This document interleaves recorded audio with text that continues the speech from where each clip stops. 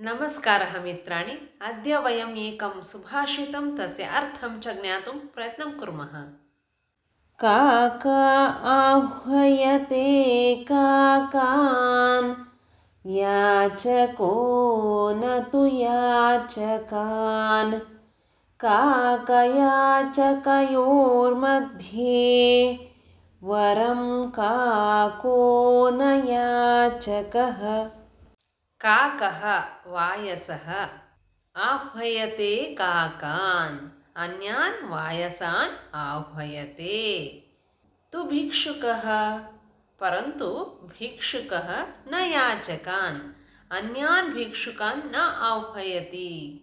काकयाचकयोर्मध्ये अतः वायसभिक्षुकयोः मध्ये वरं काकः काकः एव श्रेष्ठः न याचकः भिक्षुकः न श्रेष्ठः इत्यर्थः। पुनः नूतनविषयं स्वीकृत्य आगमिष्यामि। तावत्पर्यन्तं नमस्कारः। पुनर्मिलामः। जयतु संस्कृतं, जयतु भारतम्।